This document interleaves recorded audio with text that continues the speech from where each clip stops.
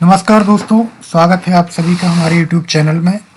आज हम आपको बताने जा रहे हैं क्लास 12th के यूनिट नंबर 1 के सत्र 4 सोलर पैनल सिस्टम के लिए फाउंडेशन का निर्माण और उसमें जो भी सामग्री लगने वाली है उसके जो ऑब्जेक्टिव क्वेश्चन हैं उनके बारे में आज हम डिस्कस करने वाले हैं। तो आइए चलते हैं हमारे पहले प्रश्न की तरफ। हमारा पहला प्रश्न है, खालिस्तान सोलर पैनल्स को जोड़ने के लिए उपयोग किए जाते हैं। तो ये हम आपको बहुत पहले ही बता चुके हैं। इनको कहा जाता है MC4 कनेक्टर। MC4 कनेक्टर्स की अगर हम बात करें तो हम देखते हैं कि सोलर पैनल से दो वायर निकलते हैं, एक पॉजिटिव वायर निकलता है और एक निगेटिव वायर। तो अब इनका अगर हम बहुत सारी सोलर पैनल को ले लेते हैं तो इनमें कहीं ना कहीं दो हमें कॉम्बिनेशन बनाने पड़ेंगे। या तो आप सीरीज कॉम्बिनेशन बनाओगे या फिर आप पैरेलल कॉम्बिनेशन बनाओगे। सीरीज कॉम्बिनेशन या पैरेलल कॉम्बिनेशन आप जो भी बनाएंगे उसमें आपको इस MC4 कनेक्टर की जरूरत पड़ती है, क्योंकि ये MC4 कनेक्टर जब वायर को कनेक्ट करता है तो यहाँ से स्पार्किंग के चांसेस जो हैं ख़त्म हो जाते हैं। इनमें एक लॉकिंग सिस्टम होता है। ये मेल और फीमेल टाइप के आते हैं, मेल और फीमेल टाइप के। ये आपको याद रखना है दोस्तों, मेल और फीमेल टाइप के MC4 कनेक्टर आते हैं। इनका काम सोलर पैनल्स को जोड़ने के लिए उनका सीरीज कॉम्बिनेशन, श्रेणी क्रम या उनका समानांतर क्रम बनाने के लिए। चलते हैं हमारे अगले प्रश्न की तरफ। अगला प्रश्न है, सोलर मॉड्यूल्स को खाली स्थान पर सेट करने से पावर आउटपुट बढ़ता है। तो जब हम आपको ये वाला चैप्टर पढ़ा रहे थे तो हमने उसमें बताया था कि इसमें जो झुकाव कोण होता है, ये झुकाव कोण हमें पावर आउटपुट को बढ़ाने या घटाने का काम करता है। देखिए, अगर आपने उपयुक्त झुकाव कोण का इस्तेमाल किया है, जैसे कि हमने आपको बताया था कि जो भारत में सोलर पैनल लग रहे हैं उनका जो फेस है वो दक्षिण दिशा की तरफ होता है। किसकी तरफ होता है? दक्षिण दिशा की तरफ। कारण ये है कि भारत उत्तरी गोलार्ध में स्थित है और यहाँ पर जनरली क्या होता है कि दक्षिण साइड से सूर्य की रोशनी ज़्यादा आती है। तो अगर हमें सूर्य की रोशनी का अधिक से अधिक इस्तेमाल करना है तो उसके लिए हमें चाहिए कि हम उसके झुकाव कोण को इस लेवल पर लेके आए कि अधिक से अधिक सौर ऊर्जा उसको प्राप्त हो और अधिक से अधिक हमें आउटपुट के रूप में विद्युत ऊर्जा भी प्राप्त हो सके। जैसे मैं इसको आपको बना के दिखाता हूं। जैसे हम कोशिश ये करते हैं कि हमारा जो एक चैनल होता है वो छोटा होता है और एक चैनल बड़ा होता है। तो ये छोटा वाला चैनल हो गया और एक बड़ा वाला चैनल हो गया। इस पे जब भी हम सोलर पैनल लगाते हैं तो कुछ इस तरीके से हम उसको लगा देते हैं। इससे हमें क्या फ़ायदा होता है कि अगर मान के चलिए सूर्य की किरणें इस दिशा से आ रही हैं, अगर ये सूर्य की किरणें इस दिशा से आ रही हैं तो ज़्यादा से ज़्यादा सूर्य की रोशनी इस पर पड़ेगी।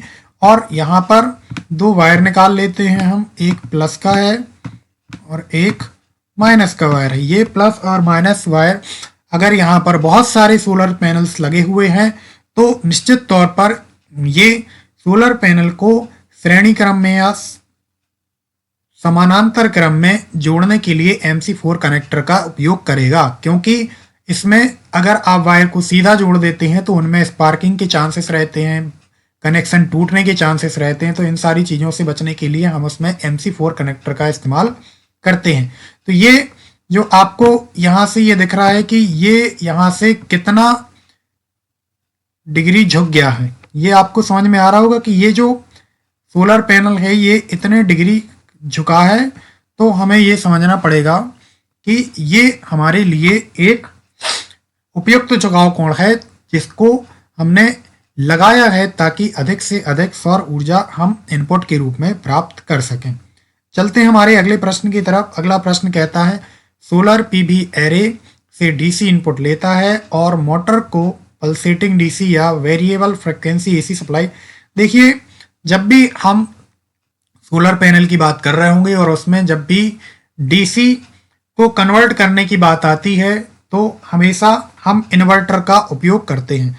अब ये इन्वर्टर के बहुत सारे टाइप हैं और इन इन्वर्टर्स के टाइप के लिए हमें बहुत ज़्यादा पढ़ने की ज़रूरत नहीं है, क्योंकि आप ये टॉपिक पिछले साल पढ़ चुके हैं। क्योंकि हम आपको एक बेसिक बात बता देते हैं कि जब भी हम ऑन ग्रिड या ऑफ ग्रिड इन्वर्टर की बात कर रहे होंगे, जैसे हम बात कर रहे होंगे ऑन ग्रिड की, तो इसमें एक ग्रिड टाइप का इन्वर्टर यूज होता है। क्या नाम बताया हमने? Grid tie. ग्रिड टाई मतलब इसका सीधा कनेक्शन ग्रिड के साथ रहता है। ये जो भी अतिरिक्त बिजली बनाएगा वो सीधा ग्रिड को भेज देगा। तो इस तरीके से आपको और चीजें याद करनी पड़ेंगी, तो कुछ कुछ डाटा भी आप याद करते चलिए साथ में, ताकि आपको आगे ऑब्जेक्टिव्स जो आने वाले हैं उनमें किसी प्रकार की समस्या उत्पन्न ना हो। चलते हैं हमारे अगले प्रश्न की तरफ। हमारा अगला प्रश्न है पीवी मॉड्यूल का श्रेणी संयोजन किसके लिए किया जाता है? देखिए, जब भी हम पीवी मॉड्यूल को सीरीज में जोड़ते हैं तो इसमें हमारी करंट तो सेम रहती है, लेकिन वोल्टेज बदलता है। तो वोल्टेज इसमें बढ़ाने के लिए हमें क्या करना पड़ेगा? पीवी मॉड्यूल को श्रेणी क्रम में जोड़ने से हमारा वोल्टेज क्या हो जाएगा? बढ़ जाएगा, जबकि करंट हमारी क्या रहेगी? सेम। तो ये आपको याद कर लेना है। अब हम चलते हैं हमारे अगले प्रश्न की तरफ। हमारा जो अगला प्रश्न है वो है पीवी मॉड्यूल का समानांतर क्रम। देखिए, ये क्वेश्चन जो है पिछले वाले क्वेश्चन का जस्ट उल्टा है। समानांतर की बात करेंगे तो समानांतर क्रम में हमने आपको पहले बता चुके हैं कि वोल्टेज हमेशा बराबर रहता है, लेकिन करंट बढ़ जाती है। तो अगर आपको बढ़ी हुई करंट चाहिए, एक्स्ट्रा करंट चाहिए, तो आप उसके लिए श्रेणी क्रम का यूज करें, और अगर आपको वोल्टेज बढ़ा हुआ चाहिए है तो आप श्रेणी क्रम का यूज करें। अगर आपको वोल्टेज कांस्टेंट रखना है तो आप समानांतर का यूज कर सकते हैं, और अगर आपको करंट समान रखनी है तो आप श्रेणी क्रम का इस्तेमाल कर सकते हैं। अब मैं थोड़ा सा आपको श्रेणी और समानांतर क्रम बता देता हूं। मान के चलिए ये हमारे पास एक सोलर पैनल है, इसके दो वायर हैं, इसमें एक प्लस है और एक माइनस है। एक और बना लेते हैं। ये हमारे पास दूसरा सोलर पैनल है जिसमें एक प्लस का टर्मिनल है और एक माइनस का। एक और बना लेते हैं, इसमें एक प्लस का टर्मिनल होगा और एक माइनस का टर्मिनल होगा। अब अगर हम यहाँ से एक आउटपुट निकाल लें और एक आउटपुट हम इस माइनस वाले से निकाल लें और इसको इस तरीके से ले जाके हम जोड़ देते हैं, ये माइनस का है और ये प्लस का है। तो देखिए, इस वाले माइनस को हमने अगर इस प्लस से जोड़ दिया और इस माइनस वाले को हमने इस प्लस के साथ जोड़ दिया, तो ये हमारा क्रम कहलाएगा श्रेणी क्रम, है ना। तो श्रेणी क्रम का एक कॉन्सेप्ट हमने क्या बता दिया आपको कि जब अपोजिट टर्मिनल एक दूसरे के साथ कनेक्ट हों तो मतलब हम श्रेणी क्रम की बात कर रहे होंगे। ये हमारा है सीरीज। और अगर हम समानांतर क्रम की बात करेंगे तो इसमें हमें देखना पड़ेगा, जैसे मान के चलिए एक हमारे पास एक ये पैनल हो गया जिसमें एक प्लस का टर्मिनल है और एक माइनस का टर्मिनल है। ये प्लस का हो गया और ये माइनस का हो गया। दूसरा हमारे पास ये है जिसमें एक प्लस का टर्मिनल है और एक माइनस का टर्मिनल है। ये भी प्लस का हो गया और ये माइनस का। एक और बना लेते हैं हम, एक प्लस का हो गया और एक माइनस का। एक प्लस का है और एक माइनस का। तो आपको कुछ नहीं करना है, ये माइनस माइनस वाले को जोड़ दो, फिर ये ले जाके फिर माइनस के साथ जोड़ दो और इसको सीधे एक जो भी आप आउटपुट दे रहे हैं उसके साथ जोड़ दो। और ये जो प्लस वाला टर्मिनल है इसको आप इस तरीके से फिर से जोड़ के ये सीधा आप आउटपुट ले जा सकते हैं। तो हमने दोनों में अंतर क्या देखा, देखिए ये है हमारे लिए श्रेणी, ये हमारे लिए श्रेणी है और ये हमारे लिए है समानांतर। दोनों में अंतर क्या है कि जब अपोजिट टर्मिनल एक दूसरे के साथ जुड़ रहे हैं मतलब कि वो सीरीज है, और जब एक जैसे टर्मिनल आपस में कनेक्ट हो रहे हैं तो फिर वो कहलाता है समानांतर क्रम। तो हमें लगता है कि ये चीज़ें आपको आसानी से समझ में आ गई होंगी। चलते हैं हमारे अगले प्रश्न की तरफ। भारत में सौर ऊर्जा के लिए सबसे उपयुक्त दिशा। देखिए दोस्तों, अभी हमने आपको बताया कि इसका आंसर दक्षिण है, क्योंकि हमें ये देखना है कि भारत जो है उत्तरी गोलार्ध में है और उत्तरी गोलार्ध में होने के कारण हमें इसका जो सौर पैनल का जो फेस है वो करना पड़ेगा हमें दक्षिण दिशा की तरफ, ताकि हमें अधिक से अधिक मात्रा में सौर ऊर्जा प्राप्त हो। और अगर हमें अधिक से अधिक मात्रा में सौर ऊर्जा प्राप्त होगी तो स्वाभाविक तौर पर हमें अधिक से अधिक मात्रा में विद्युत ऊर्जा भी प्राप्त होगी। चलते हैं हमारे अगले प्रश्न की तरफ। सोलर पावर सिस्टम के आउटपुट को प्रभावित करने वाले कारक कौन कौन से हैं। देखिए हम आपको बताते हैं, अगर झुकाव कोण की हम बात कर लें, ये झुकाव कोण होता है, एक दो क्वेश्चन पहले ही हमने आपको बताया था कि एंगल है ना, जैसे आपको हमने बताया कि एक बड़ा चैनल लगा देते हैं एक छोटा और उसको इस तरीके से हम सेटअप जमाते हैं ताकि यहाँ इस वाले फेस पर सूर्य की रोशनी आए। तो ये वाला जो एंगल बन रहा है ये झुकाव कोण का एंगल है।